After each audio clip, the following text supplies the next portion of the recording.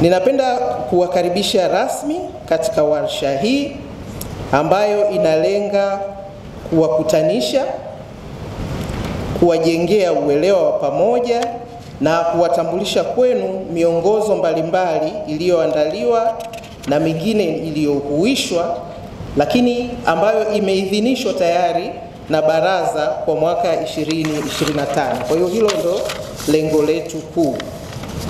Kabla ya kuendelea, napenda kutoa ufafanuzi mfupi kuhusu mabadiliko makubwa yaliyotokea kutoka iliyokuwa NACTE kwenda NACTIVATE.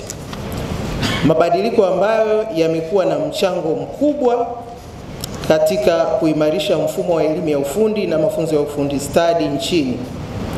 Kupitia mabadiliko ya sheria ya mwaka 2021, NACTE ilibadilishwa na kuwa NACTIVATE ili kuunganisha usimamizi wa elimu ya ufundi na mafunzo ya ufundi stadi chini ya chombo kimoja. Watu wanaochukua option ya TVET wanachukua mwelekeo wa mafunzo ya ujuzi yatakayowawezesha kupata ujuzi utakaowawezesha kupata au kujiajiri, kuajirika kwenye sekta mbalimbali. Tofauti na zamani ilikuwa inaaminika kwamba mtu anayochukua TVET amepotea njia moja, lakini zaidi ni kwamba ni kwa wale ambao hawakuweza kufanikiwa kwenda kwenye general education.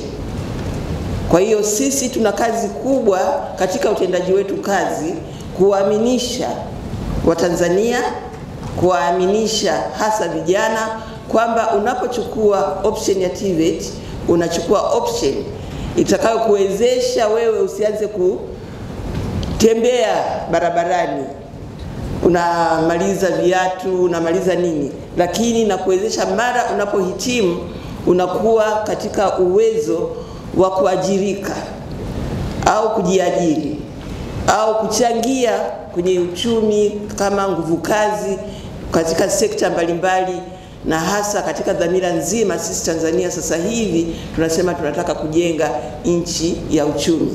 Sasa nchi ya uchumi inajengwa na watu gani? Inajengwa na wale watu wenye ujuzi mbalimbali katika sekta mbalimbali za uchumi. Kwa hiyo sisi tukiifanya hiyo kazi vizuri na kuhakikishia wale wote wanaohitimu kwenye vyuo vyetu kwamba wanapomaliza tu hawarudi tena kwenye kuzagaa mitaani kupeleka applications mbalimbali na lakini zisizae matunda, kwa sababu tayari wanazo study au wanao ujuzi unaowawezesha kuajirika kwa kujiajiri au kupata ajira katika sekta mbalimbali za uchumi. Madhumuni makuu ya warsha hii ni kutoa taarifa kuhusu viwango vipya vya ubora vinavyohuishwa pamoja na miongozo mipya itakayotayarishwa ili kuendeleza na kuboresha utekelezaji wa majukumu katika sekta ya TVET.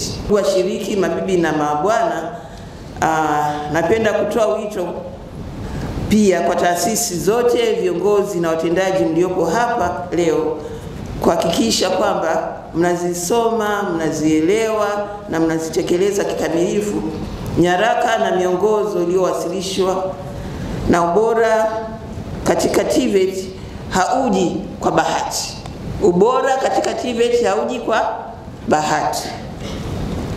Unahitaji mpango thabiti na nidhamu ya kufuata kanuni na dhamira ya pamoja ya kuboresha viwango vya utoaji mafunzo.